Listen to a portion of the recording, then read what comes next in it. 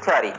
Big five theory में मतलब हम समझेंगे उससे पहले थोड़ा सा जान लेते हैं, एक फैक्ट के बारे में जानेंगे। It is well known fact that person give different responses to the same situations.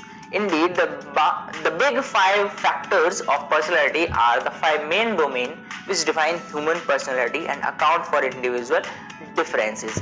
Actually ये जो भी लाइंस हैं, जो भी पैरा है, वो ये शो करना चाहता है कि हमारे जितने भी पर्सन्स होते हैं, सपोज करो कोई पर्टिकुलर इंडिविजुअल है, वो हालांकि हर सिचुएशन में वो गुजरेगा, लेकिन हर सिचुएशन में वो उस सिचुएशंस के अकॉर्डिंग डिफरेंट रिस्पॉन्सेज देगा। अगर कहीं वो किसी गेम में जीत जाता है तो वो हैप्पीनेस शो करेगा, वहीं कहीं थोड़ा सा वीक शो करेगा जहां वो हार जाता है। कहीं किसी के देहांत में वो थोड़ा सा दुखी शो होगा, दुखी दिखेगा, साथ में कहीं किसी की शादी में थोड़ा सा खुश दिखेगा। यानी कि अपने सिचुएशंस के अकॉर्डिंग वो अलग अलग जो भी रिस्पॉन्सेज हैं वो देते हैं, ठीक है ना। इन्हीं फाइव फैक्टर पर्सनैलिटी को हम बोलते हैं फाइव मेन डोमेन, जो कि किसी भी ह्यूमन पर्सनैलिटी को इजीली आइडेंटिफाई और इजीली उन्हें एक्सप्रेस कर सकते हैं। इसमें पहला आता है ओपननेस। ओपननेस वाले जो पर्सन्स होते हैं, इसके अंदर होता क्या है, जो पर्सन्स नई चीजें, नई कंसेप्ट सीखना चाहते हैं, साथ में नए एक्सपीरियंसेस लेना चाहते हैं, वो हमेशा ओपननेस में टॉप पर रहते हैं। ओपननेस का मतलब होता है कि इमेजिनेटिव हो आप, इंसाइटफुल हो, और आपके कई सारे इंटरेस्ट हो, वैरायटी वाले इंटरेस्ट हो, वैरायटीज हो इंटरेस्ट के अंदर, तब आप अपनी ओपननेस वाली कैटेगरी में बहुत अच्छे हो। नेक्स्ट आता है कंसेंटियसनेस, ठीक है।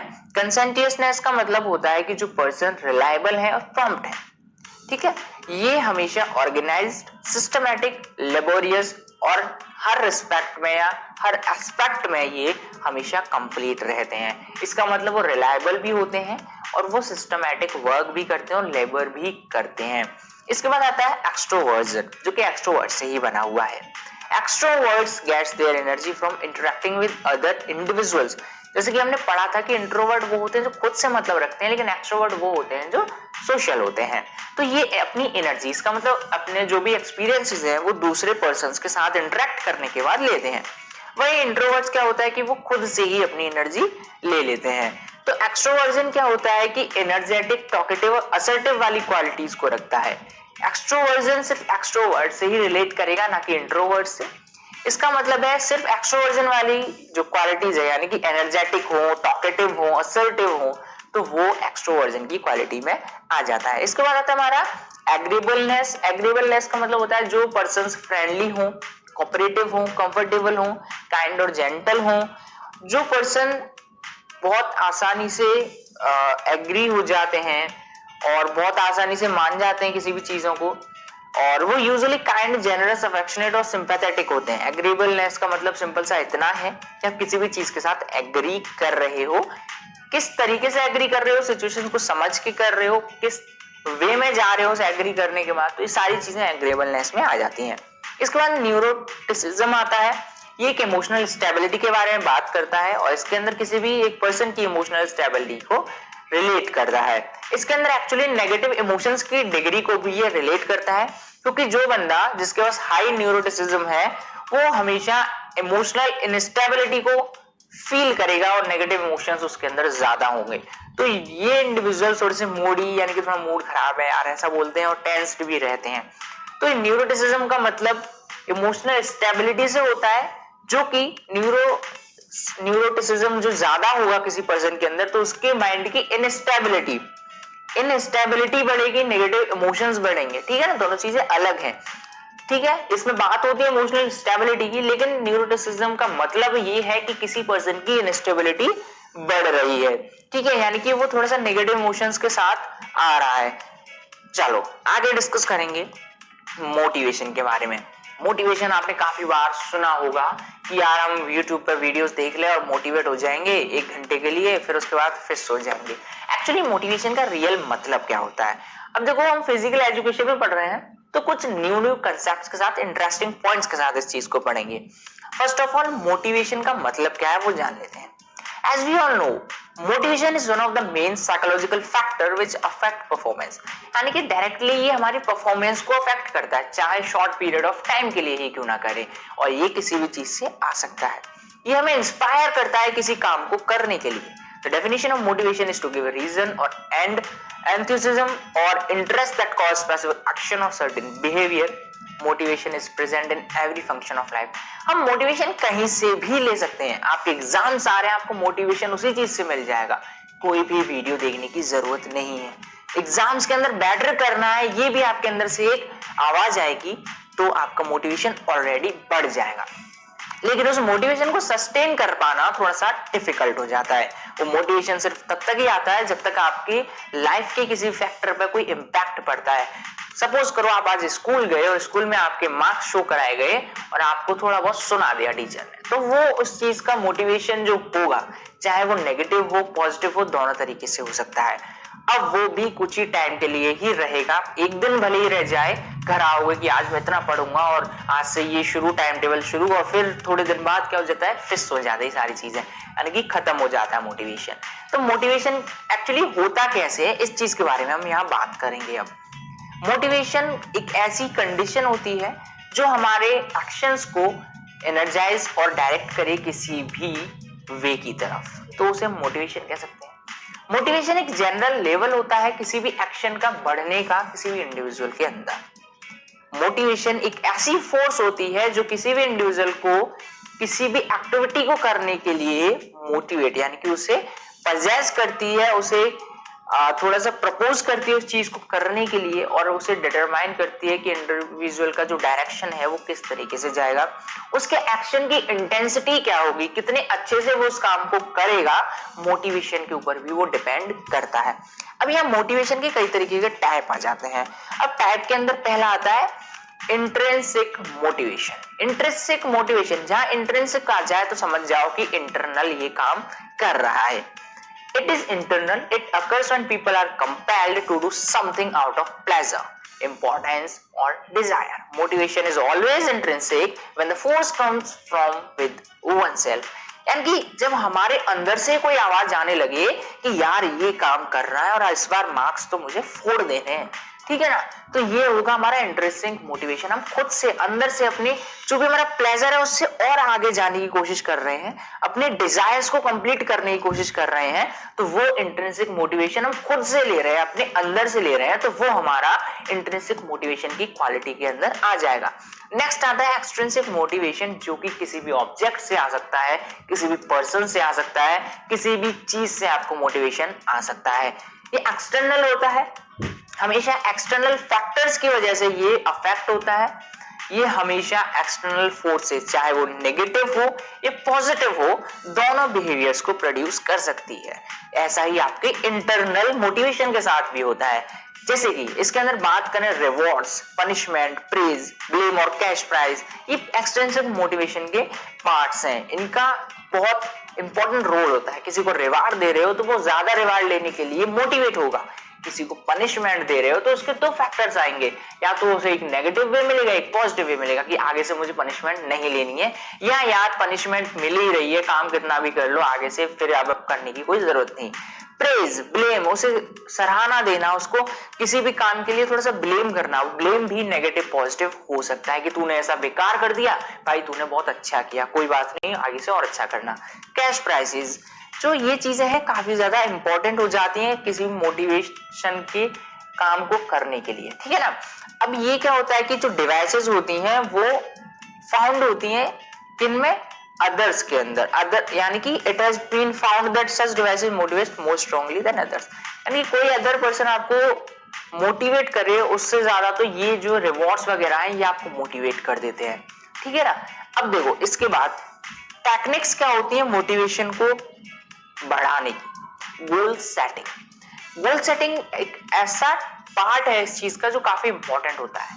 गोल हर बंदे का होता है, अपना अपना सब गोल होते हैं. जिसने डिसाइड कर लिया वो उस पर वर्क कर रहा है, जिसने डिसाइड कर लिया हो सकता है उस पर वर्क नहीं कर पा रहा है. उस गोल को किस तरीके से डिसाइड किया गया है, क्या हमने एक साथ हाईएस्ट गोल ले लिया है, हमने सीढ़ियां नहीं, हमने लिफ्ट चढ़ने की बात की है.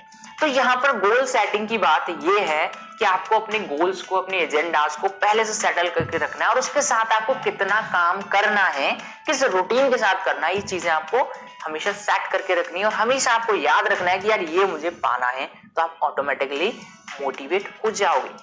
अरेंजमेंट ऑफ कॉम्पिटिशंस, अब यहाँ फिजिकल एजुकेशन में बात कर रहे हैं तो यहाँ कॉम्पिटिशंस का होना तो बहुत जरूरी है। कुछ ऐसे अरेंजमेंट्स किए जाएं कॉम्पिटिशंस के लिए ताकि आपकी लाइफ में वो मोटिवेशन जनरेट हो जो कि आपको compete करने के लिए बहुत ज्यादा मदद करेगा, आपको जीतने के लिए बहुत ज्यादा मदद करेगा, एक तरीके से गोल बन जाएगा। स्पेक्टेटर्स बहुत इंपॉर्टेंट रोल प्ले करते हैं। सपोज करो आप एक अच्छा काम कर रहे हो और आपके साथ में कई सारे लोग खड़े हैं तो आपको मोटिवेशन ऑलरेडी मिल रहा है और मिलता ही रहेगा, लेकिन आप अच्छा काम भी कर रहे हो लेकिन उसकी कोई भी तारीफ या कोई भी उससे रिलेटेड बातें नहीं की जा रही हैं, तो मतलब है कि आपको मोटिवेशन जो होगा डिटोरिएट होगा, क्योंकि आपको थोड़ा सा बूस्टअप तो चाहिए आगे बढ़ने के लिए। तो वहां आप काम करते हैं आपके पेरेंट्स, आपके फ्रेंड्स, आपके टीचर्स और आप खुद, ठीक है ना। अब बात करते हैं वर्बल कमेंट्स की। वर्बल कमेंट्स का मतलब होता है कि आपके ऊपर कैसी कमेंट्स की जा रही हैं। सपोज करो आपने आज एक स्प्रिंट लगाई जिसमें आपने फर्स्ट हासिल किया, आपका जो प्लेस था, उसके बाद आपके जो कोच हैं, आपके टीचर हैं, उन्होंने बोला कि आपने बहुत अच्छा किया, आपने ये काम बहुत अच्छे से किया, इसके बाद हम थोड़ा सा बेटर और कर लेंगे। तो ये वर्बल कमेंट आ गया, आपको एक पॉजिटिव वे में ले गया। वहीं कोई अगर आपको नेगेटिव वे में कमेंट कर दे कि अरे यार तू तो उससे जीता है, ऐसा कुछ नहीं होता, तो इसका मतलब वो नेगेटिव वे में चला गया। तो मोटिवेशन के लिए वर्बल कमेंट्स भी बहुत जरूरी होते हैं, क्योंकि वर्बल कमेंट एक फैक्टर पे काम करता है कि जब लोहा गर्म है तो हथौड़ा मार दो। जब आप ऑलरेडी बूस्टअप हो चुके हो, जब आप ऑलरेडी किसी काम को कर रहे हो और उस टाइम पर आपको कोई एक ऐसा कमेंट मिल जाए, एक ऐसा कॉम्प्लीमेंट मिल जाए जिससे आप थोड़े से उस चीज को एनहांस करने के लिए और ज्यादा वर्क करो, तो वो भी आपके लिए बहुत यूजफुल होगा। इसके बाद हिप्नोटिज्म आता है। हिप्नोटिज्म एक साइंटिफिक वे होती है आपके मोटिवेशन को एनहांस करने के लिए, ठीक है ना। इसके बाद आता है healthy sports environment. Healthy sports environment क्या होता है, ये आपका एनवायरनमेंट कैसा है आसपास का। इसके बाद नॉलेज ऑफ रिजल्ट्स का नॉलेज होना बहुत जरूरी होता है आपके लिए। रिजल्ट्स का नॉलेज होना जरूरी इसलिए है क्योंकि आपको पता होना चाहिए आपका परफॉर्मेंस कैसा है, जिससे आप मोटिवेट होगे। प्रेज और ब्लेम का मतलब होता है कि आपको किस टाइम पर कितने प्रॉपर अमाउंट में चीजें आपको बताई जा रही हैं, इनफैक्ट ब्लेम दिया जा रहा है, ठीक है ना। इसके बाद cash prices, certificates and trophies के बारे में बात की जाती है। इसके बाद आपका मोटिवेशनल म्यूजिक आप सुन सकते हो, और पॉजिटिव एटीट्यूड होना आपका बहुत ज्यादा जरूरी है। इसके बाद पॉजिटिव सेल्फ टॉक की बात करें। पॉजिटिव सेल्फ टॉक का मतलब सिर्फ इतना सा है कि आप खुद से बात करो कि आई एम द ग्रेटेस्ट, मुझसे बेस्ट कोई नहीं है। तो इसका मतलब है आपको एक एनर्जी मिलेगी कि हाँ यार इस बेस्ट को बेस्ट बनाए रखना है मुझे, ठीक है ना। अब आगे डिस्कस करते हैं कुछ और चीजें, जैसे कि एक्सरसाइज एडियरेंस। एक्सरसाइज एडियरेंस की बात करें तो ये कॉम्बिनेशन होता है दो वर्ड्स का, एक्सरसाइज और एडियरेंस का, ठीक है। अब इसमें जो एक्सरसाइज का मतलब होता है किसी भी मूवमेंट को बनाने का, किसी भी मूवमेंट को जो बॉडी को आपको रिक्वायर है कैलोरीज बर्न करने के लिए, ऐसा मूवमेंट उसे हम एक्सरसाइज बोलेंगे। और एडियरेंस का मतलब होता है टू स्टिक, यानी कि उसे कंटिन्यू करके रखना, ठीक है ना। अब जो हम डिस्कस करेंगे इसमें नेक्स्ट पॉइंट हमारा आएगा कि हमने मतलब इस चीज में अब तक जो डिस्कस किया उसके अकॉर्डिंग एक और कंसेप्ट बाहर निकल के आता है कि जो एक्सरसाइज एडियरेंस होता है उसका मतलब होता है कि हम किसी लंबे टाइम के पीरियड के लिए इस चीज को अडॉप्ट कर लें। यानी कि मैंने अभी आपको बताया कि एडियरेंस का मीन्स टू स्टिक है, और टू स्टिक का मतलब है किसी भी चीज को सस्टेन करके रखना कि एक लंबे पीरियड तक। तो यहाँ पर एक्सरसाइज रेजिमेंट, जो भी हमारा एक्सरसाइज का पैटर्न है या एक्सरसाइज का जो भी हमारा शेड्यूल है, उस चीज को लंबे पीरियड ऑफ टाइम के लिए थोड़ा सा अडॉप्ट करने का फेज जो होता है उसे हम कहते हैं। इसके बाद that can also be defined as the maintenance of an active involvement in physical exercise. यानी कि वही बात है कि आप अपनी जो भी फिजिकल एक्सरसाइजेस कर रहे हो उसके अंदर आप टोटली एक्टिवली इन्वॉल्व होना जरूरी है, उस चीज को मेंटेन करके रखना जरूरी है। इसी को भी हम एक्सरसाइज एडियरेंस कह सकते हैं। अब इसको एक्सरसाइज को करने का रीजन क्या क्या हो सकता है यार, अब हम कर तो रहे हैं लेकिन हमें पता ही नहीं क्यों कर रहे हैं। देखो इसके कई सारे बेनिफिट्स होते हैं, इसका रीजन पहले जान लेते हैं। फर्स्ट ऑफ ऑल आपकी फिजिकल अपीयरेंस को अच्छा करने के लिए एक्सरसाइज बहुत इंपॉर्टेंट हो जाती है, क्योंकि यार जब तक आप अच्छे नहीं दिखोगे तो आपका अट्रैक्शन ही नहीं बनेगा। एक्चुअली होता क्या है कि जो एक्सरसाइज जो होती है आपको केवल बेटर फील कराने के लिए नहीं होती, बल्कि आपको बेटर दिखाने के लिए भी इंपॉर्टेंट होती हैं, ठीक है ना। इसके अंदर कई बार ऐसा होता है कि जेनेटिक जो रोल होता है वो काफी ज्यादा मेजर पार्ट होता है मतलब हमारी लाइफ का, कि जेनेटिक्स आपके कैसे, उसी के अकॉर्डिंग आपका अपीयरेंस होगा, फिजिकल अपीयरेंस ज्यादातर, लेकिन कहीं हद तक ये आपकी फिजिकल अपीयरेंस को बहुत ज्यादा एनहांस कर देता है, ठीक है ना। इसके बाद आता है improved psychological emotional health. Psychological और इमोशनल हेल्थ का मतलब है कि आप मतलब एक ऐसा रीजन हम इसे कह सकते हैं जो कि आपको मूड बूस्टर की तरह काम करेगा, है ना। इसके जैसे कि एंडोर्फिन्स जैसे केमिकल्स आपके ब्रेन से रिलीज आउट होंगे जो कि हैप्पी हार्मोन्स हम जिन्हें बोलते हैं। तो ऐसे केमिकल्स में जैसे आप डिप्रेशन हो जाए, एडीएचडी हो जाए, एंजाइटी हो जाए, ऐसे कई सारी जो प्रॉब्लम्स होती हैं उनकी हेल्थ को, यानी साइकोलॉजिकल बेसिस हो या इमोशनल बेसिस हो, उन दोनों को इंप्रूव करने में बहुत मदद करता है ना। इसके बाद feel more energised. Feel more energised का मतलब होता है कि आप जब भी ऐसी चीजों में इंडल्ज होते हो तो आपकी बॉडी के अंदर ऑक्सीजन का फ्लो बहुत अच्छी तरीके से होने लगता है। साथ के साथ क्या होता है कि आपकी बॉडी को एनर्जी, न्यूट्रिशंस बहुत प्रॉपर अमाउंट में मिलते हैं और जिसकी वजह से आप एनर्जाइज्ड फील करते हो। आपके डिसीजेस का जो रिस्क है वो भी ऑटोमेटिकली रिड्यूस होगा, क्योंकि आपकी बॉडी से वेस्ट निकलेगा और आपका ऑक्सीजन पैटर्न भी चेंज होता रहेगा, आपका ब्रीदिंग सिस्टम अच्छा रहेगा, जिसे हम रेस्पिरेटरी सिस्टम बोलते हैं। तो ये चीजें आपको जो भी डिसीजेस का रिस्क है उससे बचाएगी। साथ में आपका बॉडी वेट कंट्रोल करने के लिए एक नॉर्मल सा एग्जांपल हम ले सकते हैं इसका। एक्सरसाइजेस करते हैं अपने बस वेट लॉस करने के लिए, फिर हमारा वेट बढ़ जाता है, लेकिन एक्सरसाइज अगर हम कंटिन्यू करते हैं तो उसका कोई नेगेटिव पॉइंट तो है ही नहीं, उसका एक बेनिफिट ही है जो कि हमारे कार्डियोवास्कुलर सिस्टम या कार्डियोवास्कुलर डिजीज से बचाने के लिए बहुत बेनिफिशियल हो जाता है। इसके बाद हमारे सोशल रिलेशंस को भी इंप्रूव करने के लिए एक रीजन हो सकता है, क्योंकि हम जब भी इंडल्ज होते हैं एक्टिविटीज में, स्पोर्ट्स कॉम्पिटिशंस में, तो कई तरीके के हमारे रीजन, कास्ट से हमारे पर्सन्स आते हैं, हमारे कॉम्पिटिटर्स आते हैं, उनके साथ हम बहुत अच्छे से सोशल हो सकते हैं। मैंने एनवायरमेंट को भी हम इस चीज में इंक्लूड कर सकते हैं, ठीक है ना। अब हम जो डिस्कस करेंगे वो होगा for improved physiological health and fitness. Simple सा मतलब है, जो हम पहली चीज में पढ़ चुके हैं वही दोबारा से लगभग रिपीट हो गया है। अच्छा, इसके अंदर अब आते हैं इसके बेनिफिट्स। बेनिफिट्स देखो, रिस्क जो भी आपका हर डिसीज से, क्योंकि कार्डियोवास्कुलर सिस्टम अच्छा हो जाएगा, बॉडी का पोस्चर भी आप उस चीज को रिड्यूस कर सकते हो, हेल्प कर सकता है उस बॉडी पोस्चर को कंटेन करने में, ठीक है। इसके बाद मूड आपका बूस्ट करेगा, इंप्रूव करेगा, ठीक है ना। जैसे कि एंडोर्फिन्स वगैरह जो आप केमिकल से रिलीज होते हैं, उसकी वजह से आपकी मेमोरी बूस्ट भी होगी, है ना। तो ऐसे कई सारी चीजें होती हैं, जैसे आप स्प्रिंट लगाई आपने तो आपकी बॉडी में ऑक्सीजन फ्लो अच्छे से होगा, जिसकी वजह से आप जैसे हिपोकैम्पस सेल्स होती हैं उनको रिक्रिएट करेगा, उनका अमाउंट इंक्रीज करेगा, जो कि हमारे मेमोरी और लर्निंग जो पावर होती है उससे उसके लिए रिस्पॉन्सिबल होता है, ठीक है। इसके बाद रिड्यूस डिप्रेशन को रिड्यूस करेगा, और साथ में आपकी एंजाइटी जो होती है उसे भी कम कर देगा काफी हद तक, क्योंकि यहाँ पे एंडोर्फिन्स रिलीज होंगे रेगुलर एक्सरसाइजेस की वजह से, जिसकी वजह से आपको वरीज वगैरह खत्म हो जाएंगी। आपकी बोन्स और मसल्स को ऑटोमेटिकली स्ट्रेंथ करता है, साथ में आपका मेंटल अलर्टनेस बढ़ाता है, एक्टिवनेस बढ़ाता है आपका मेंटली, और आपका जो स्ट्रेस होता है उसे रिड्यूस कर देता है। आपकी सेल्फ स्टीम जो भी होती है, आपका कॉन्फिडेंस जो होता है, आपका बिल्डअप जो होता है, वो सारी चीजें यहाँ पे बहुत ज्यादा एनहांस होती हैं इस चीज से। सेल्फ कॉन्फिडेंस और बॉडी इमेज भी आपकी एनहांस होती है, जैसा कि मैंने आपको बताया। फटीग, जिस चीज की हमें आदत पड़ जाती है वो चीज हमारे लिए बहुत नॉर्मल हो जाती है, फटीग तो डिले कर ही देगा, बहुत इंपॉर्टेंट। हेल्थ बेनिफिट्स बहुत सारे देगा, और इससे क्या होगा कि आपका जो भी रिकवरी होती है किसी भी इंजरी से, उसको अर्ली रिकवर करने में मदद करेगा। फ्लेक्सिबिलिटी बॉडी की बढ़ाएगा। अब ऐसा नहीं कि आप मुड़ जाओ टूट जाओ, ऐसा कुछ नहीं है, फ्लेक्सिबिलिटी हर केस में बढ़ाएगा, हर सिचुएशन में आपकी बढ़ाएगा। ओवरऑल हम कहें तो आपकी फीलिंग्स को ग्रेट कर देगा, आपके बॉडी पोस्चर्स को बहुत अच्छा कर देगा। अब हम बात करेंगे strategies for enhancing adherence to exercise. अब इसको स्ट्रेटजीज के थ्रू हम इसे समझेंगे। जो सबसे पहला चीज आता है वो है simple exercise in the beginning. हमें डायरेक्टली एक हार्ड या कॉम्प्लेक्स एक्सरसाइज पर नहीं चले जाना है, सिंपल एक्सरसाइज से शुरू करना है, और हमें थोड़ा सा कॉम्प्लेक्स की तरफ धीरे धीरे बढ़ना है ना, प्रोग्रेशन के साथ। इसके बाद मॉर्निंग के अंदर आप एक्सरसाइजेस करो, आप कैपेबल हो तो। इसके बाद आपका जो कंसंट्रेशन है आपके ऊपर ही होना चाहिए, डिस्ट्रैक्शन वहां नहीं होना चाहिए।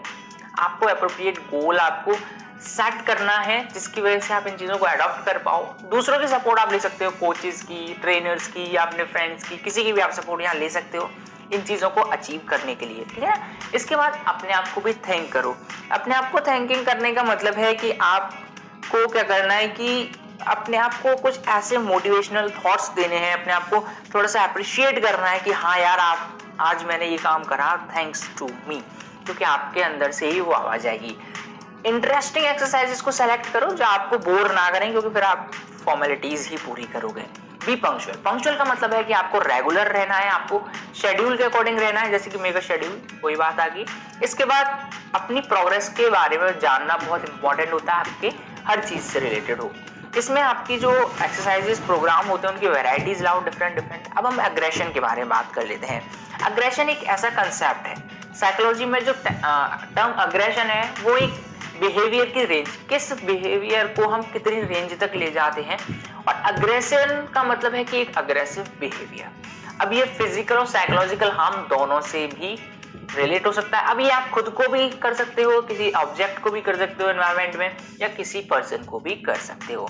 अग्रेशन एक ऐसा बिहेवियर होता है जिसमें सिर्फ आपको हार्मिंग और इंजरिंग से रिलेटेड बिहेवियर ही शो करने होंगे, या किसी को ऐसे काम करने के लिए मोटिवेट करना, या किसी पर ऐसे ट्रीटमेंट्स को एग्जामिन करना कि उसे मतलब हार्म कर दें ताकि आप अपना अचीव कर पाओ जो भी आपने गोल सेट किया है। अग्रेशन एक ऐसा बिहेवियर होता है जिसमें नेगेटिव थॉट्स और एंग्री, देखो इसमें एक चीज समझाना चाहूंगा कि अग्रेशन एक ऐसा बिहेवियर होता है जिसमें नेगेटिव थॉट्स आते हैं, लेकिन गुस्सा आना, एंग्री होना ये कोई अग्रेशन का पार्ट नहीं है। एक और चीज जो कंफ्यूजिंग होती है कि अग्रेशन एक इंटेंशनल बिहेवियर होता है, एक्सीडेंटल हार्म होता है वो अग्रेशन नहीं है। ये इंटेंशनली किया जाता है, अपनी मर्जी से किया जाता है। एक्सीडेंटली अगर आपको कोई चोट पहुंचा रहा है तो उसने अब जानबूझ के नहीं किया, अग्रेशन में नहीं किया। अग्रेशन में सिर्फ हार्म और इंजरी ही आपकी आएगी, क्योंकि एक बिहेवियर ही ऐसा है। इसके बाद अगर हम डिस्कस करें तो aggression in wall living beings, यानी कि अग्रेशन एक्चुअली यहाँ वॉल जो आ गया है थोड़ा सा गलत आ गया है, यहाँ इन्वॉल्व लिविंग बींग्स आता है। अग्रेशन के अंदर लिविंग बींग्स का इन्वॉल्वमेंट बहुत जरूरी होता है, और वो होता ही है। इसके बाद any form of behaviour towards the goal of harming और injuring another living being who is motivated to avoid such treatments, इसी को हम अग्रेशन कहते हैं, यानी टोटली अपने गोल को पाने के लिए किसी और को हार्म कर रहा है। अब अग्रेशन के टाइप होते हैं। हॉस्टाइल अग्रेशन होता है जो कि फिजिकल और साइकोलॉजिकल हो सकता है, किसी दूसरे पर भी हो सकता है। Intention is on causing pain and suffering, ठीक है, इंटेंशन होता है कॉज करने का, किसी को पेन देने का, सफर कराने का। हॉस्टाइल अग्रेशन जब होता है जब आपका प्राइमरी एम सिर्फ यही हो कि उसे फिजिकली हार्म करना है आपके अपोनेंट को, ठीक है। इसके बाद हमारा आता है इंस्ट्रूमेंटल अग्रेशन, इसे हम चैनल अग्रेशन के नाम से भी जानते हैं, और ये एंगर से हम इस चीज को रिलेट नहीं करते हैं। इसका मतलब होता है कि ये केवल आपके कॉन्टैक्ट स्पोर्ट्स जो होते हैं, जैसे कि जिसके अंदर आपको रग्बी बॉल हुआ, हैंडबॉल हुआ, ऐसे स्पोर्ट्स के अंदर हॉकी हुआ जिनके अंदर आपको कांटेक्ट बनाना पड़ता है एक दूसरे की बॉडीज के साथ, तो वहां पर ये अकर होता है, वहां पर होता है। इस अग्रेशन में केवल ये इंटेंशन होता है कि दूसरे अपोनेंट को इंजर कर दें, ठीक है, इंटेंशन ऐसा हो सकता है।